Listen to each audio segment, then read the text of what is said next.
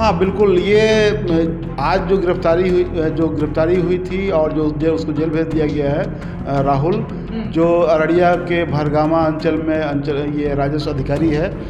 तो उसके बारे में ये जानकारी है कि वो 64वीं में का पास आउट है वो। तो ये राहुल आया था हमारे पास, इसने कांटेक्ट किया था कि हम पास आउट हैं, तो हम टिप्स देना चाहते हैं या सक्सेस मंत्र बताना चाहते हैं। हो सकता है कि जब 64वीं या क्रैक किए हों, राजस्व अधिकारी बने हों, उसके पीछे भी बहुत बड़ा घालमेल हो।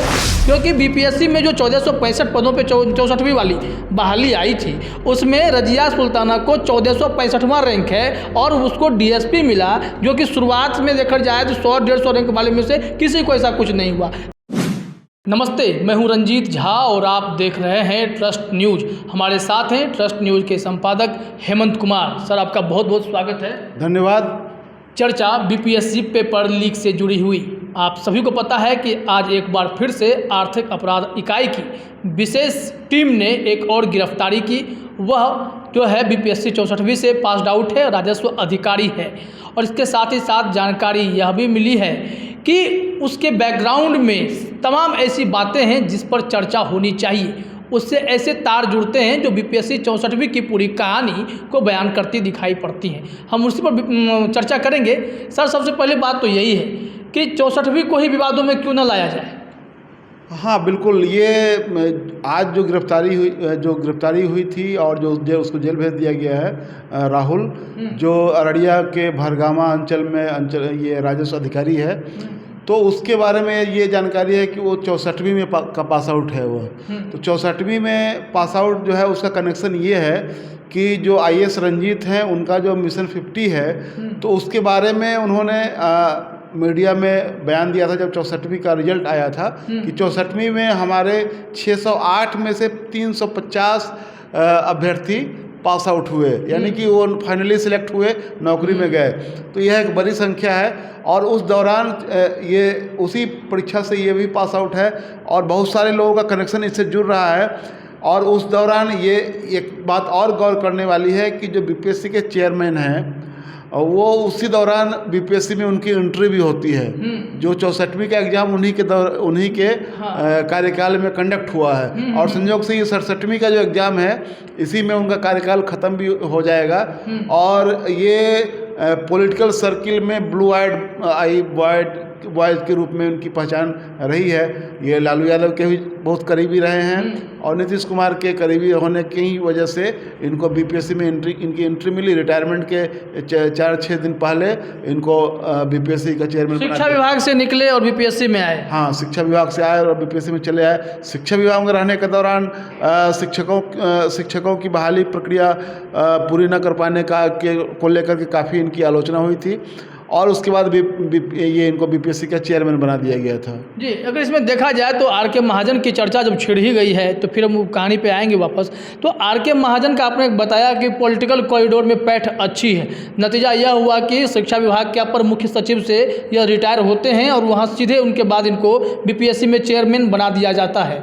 और शिक्षा विभाग में रहते हुए जो आपने बातें कही हैं कि शिक्षकों की बहाली नहीं करवा पाए, ऐसा पेच फंसा के गए, ऐसे पूरे लफड़ा लगा हुआ है इसमें जो अभी तक लोग भुगत रहे हैं। छठे चरण की बहाली 2022 में जाकर के ये अभी वो भी बीच में ख़त्म करना पड़ा है, क्योंकि 7वें चरण वाले लगातार आंदोलन करते रहे थे।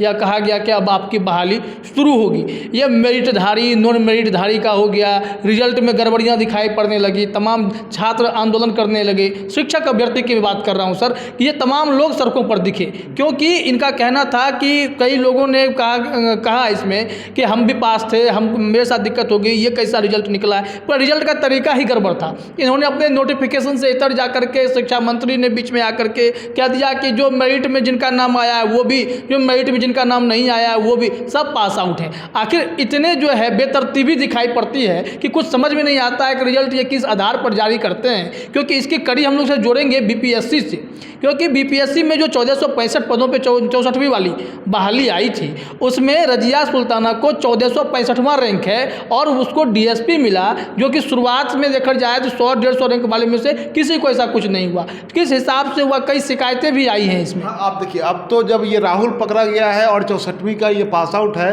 तो मुझे लगता है कि अब एसआईटी उस दिशा में भी रिवर्स में जाकर भी देखेगी कि आखिरकार ये जो पास हुआ, ये इसमें भी तो कहीं की कोई सेटिंग नहीं थी, कुछ लिंक वहाँ भी कुछ मिलेंगे, तो इस पर भी गौर किया जाएगा उस मामले में जब जांच आगे बढ़ेगी तो। क्योंकि इसके और लेकर के ये चर्चा हो रही है कि जब 64वीं में ये से पास आउट है, उस समय और आईएएस रंजीत के कोचिंग के बारे में कहा जाता है कि उनके 608 में से 350 पास कर गए, उन्होंने खुद कहा था, खुद मीडिया में वो खबरें आई थी।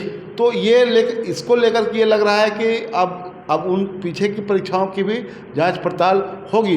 क्या यह पहले से भी किसी सेटर गैंग से जुड़ा हुआ था, किसी सॉल्वर गैंग से, किसी से ये जुड़ा हुआ था, इस बात की भी चर्चा होगी और उसकी भी जांच अब होगी।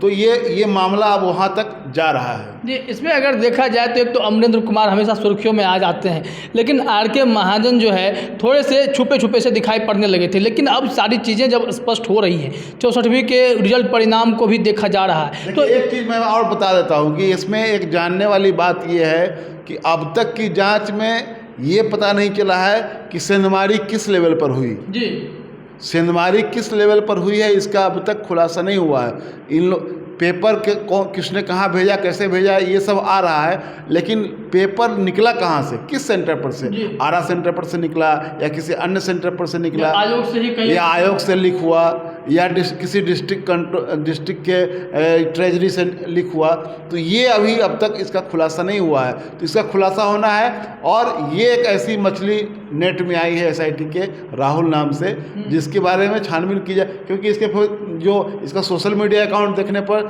ये लगता है कि काफ़ी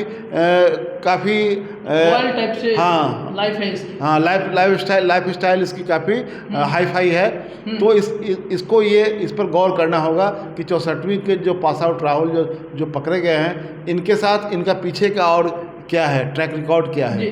दिलचस्प बात तो यह है कि हम जब पिछले संस्थान में थे सर, तो यह राहुल आया था हमारे पास, इसने कांटेक्ट किया था कि हम पास आउट हैं, तो हम टिप्स देना चाहते हैं या सक्सेस मंत्र बताना चाहते हैं। तो हम लोग वैसे लोगों को तलाश भी रहे थे कि जिन्होंने सफलता प्राप्त की है, तो इनको लोग अनुसरण करें, फॉलो करें, किस तरह से इन्हें मंजिल मिली है। तो हमने ऐसे तमाम लोगों के इंटरव्यू करवाए थे, उसमें रजिया सुल्ताना समेत कई लोग थे, सबके हमारे सहयोगी ने इंटरव्यू किया था।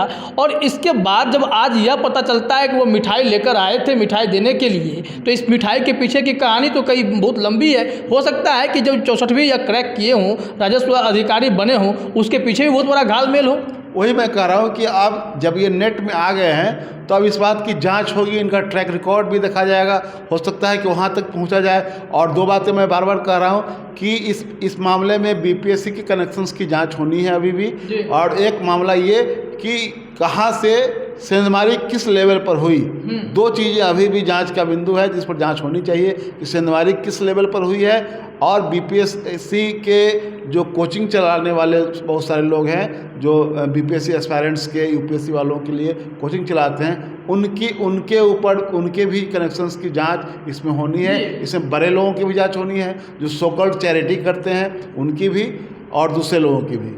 बीपीएससी 64वीं को लेकर के ही इन्होंने डंका बजवाया था आईएएस रंजीत कुमार सिंह ने कि हमारे 608 में से हमारे यहाँ पे इंटरव्यू की तैयारी करने वाले तमाम ऐसे अभ्यर्थी 350, उस वक्त तक उन्होंने कहा अब तक हो सकता है कि संख्या और अधिक हो, 350 लोग हमारे यहाँ से पास कर गए।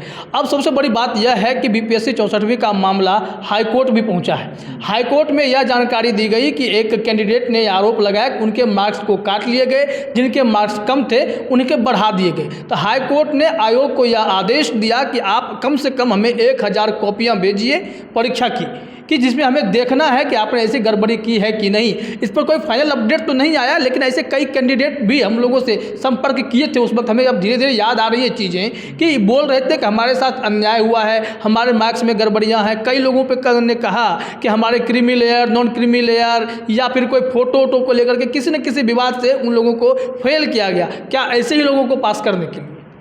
बिल्कुल। ये अब मैं बार बार ये कह रहा हूँ कि जब ये पकड़े गए हैं तो इसमें कई लोग पर अब उंगली उठ रही है, उनकी जांच पड़ताल होनी है। 64वीं एक ऐसा टर्निंग पॉइंट है जहाँ कि उसमें आर के महाजन की एंट्री होती है बीपीएससी में। उसी परीक्षा के रिजल्ट को लेकर कई तरह के दावे किए जाते हैं। ये एक दावा IAS रंजीत की ओर से किया जाता है कि उनके मिशन 50 से 608 में से 350 जो है सफल हुए।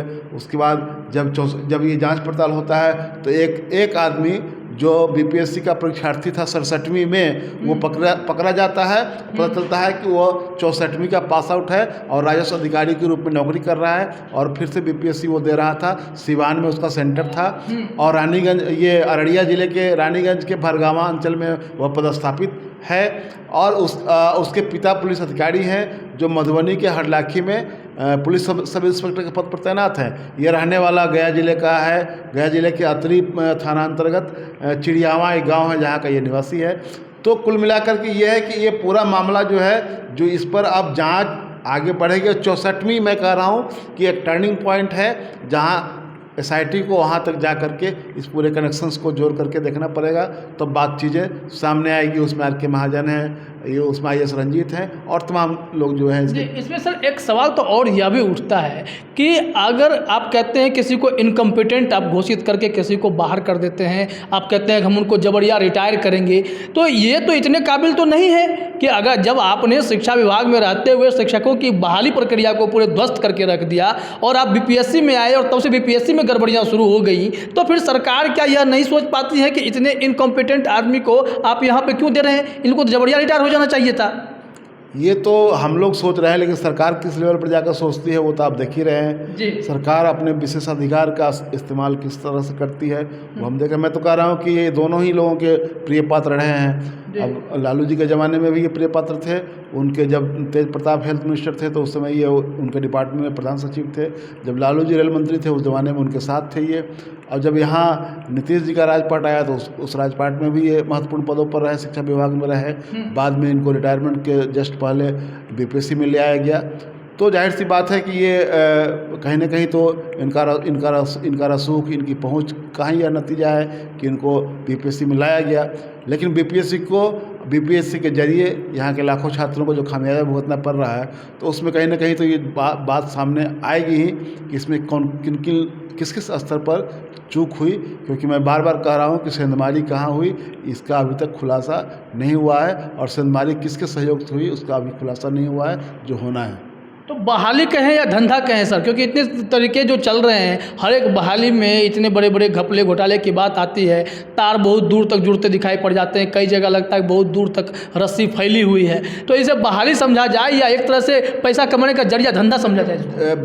बेरोजगारी का आलम यह है कि लोग तरह तरह का अपना हथकंडा अपनाते हैं। लोग भी देने के लिए तैयार रहते हैं और इस तरह का रैकेट बहुत सक्रिय है। अभी जो ये सचिवालय में माली की भर्ती के नाम पर जो पकड़ा गया, संजोग से जो जिसको सरकारी नौकरी लगाने के नाम पर उसको एक व्यक्ति के यहाँ भेज दिया गया माली का काम करने के लिए। संजोग से वह जिनके यहाँ भेजा गया वो BPSC के मेंबर के घर पर ही भेजा गया था काम करने के लिए कि उनके यहाँ जाकर काम कीजिए। और जब महीना पूरा हुआ, जब वेतन की बात आई तो पता चला कि नहीं, नौकरी वगैरह तो आपकी नहीं है, आपको तो काम करने के लिए फलाने आदमी ने मेरे यहाँ भेज दिया था, आप काम कर रहे हैं, जिसने भेजा वो आपको पैसा देगा। उसके बाद तो पूरा मामला सामने आया। उसमें वहाँ बाजाबते उस सचिवालय में बैठ करके, विकास भवन में बैठ करके ये रैकेट चल रहा था। और विकास भवन के इसमें आपको वेटिंग रूम में वहाँ लोगों को बुला करके और उनका इंटरव्यू हो रहा था और उनको नियुक्ति पत्र दी जा रही थी और उनको ज्वाइन करवाया गया, उनको ड्यूटी लगा दी गई। वेतन का जब मामला हुआ आया तब भेद खुला उसका। जब लोग पकड़ने के लिए गए तो उन लोगों को सचिवालय में उनकी एंट्री नहीं हो रही थी, गेट पर उनको रोका जा रहा था। संजोग से फ़ोन करके इन लोगों ने संपर्क किया तो वो जो रैकेटियर था वो आ गया नीचे और इन लोगों को देखकर जब भागने लगा तो खदेड़ करके इन लोगों ने पकड़ लिया उसको। उसके बाद उन लोगों ने कहा कि जब ये लोग उसको पकड़ करके सचिवालय थाने की पुलिस को ले गई, वहाँ जब ये लोग गए तो सचिवालय थाने के जो थानेदार महोदय हैं वो उसको छोड़ने के फिराक में थे। अब उस समय जब हल्ला हंगामा हुआ तब इन्होंने उसको पकड़ा और फिर उसको जेल भेजा, क्योंकि इन लोगों का कहना था कि उसको छोड़ रहे थे। जब हमने हंगामा किया उसके बाद एसएसपी तक बात गई, एसएसपी ने उस पर इंटरव्यून किया, तब जाकर जेल गया, ना तो वो तो छूटने ही वाला था, वो भाग जाता था। ये पूरा मामला जो अभी पकड़ाया है वो मामला अब उसमें पता चल रहा है कि 100 समथिंग लोगों से ये ठगी हुई है। पता समझिए कितना बड़ा रैकेट काम कर रहा है। 5 लाख लेने की बात हो रही थी, तो मेरे ख्याल से तो 1.5 करोड़ तो का खेल है। आप समझिए कि उसी विकास भवन से राजेश पकड़ा गया है, उसी विकास भवन में कृषि विभाग का कर्मचारी है वो जी, जहाँ, और उसी विकास भवन में बैठकर रैकेट चला रहा था। उसी विकास भवन से यह इस रैकेट का खुलासा हुआ है। तो आप समझिए कि नौकरी देने के नाम पर कदम कदम पर ठगी हो रही है। किसी आयोग में हो रहा है, किसी ये और दूसरे छोटे छोटे आयोगों में हो रहा है, बीपीएससी में हो रहा है, और बाकी के एसएससी और दरोगा सिपाही तमाम जगह हो रहा है ये सब। तो कुल मिलाकर यह समझा जाए कि पूरी कहानी अगर 64वीं के सफल अभ्यर्थियों को खंगाल दिया जाए सही से, तो लगता है कि बीपीएससी 67वीं पेपर लीक के तार सुलझते नजर आ जाएंगे।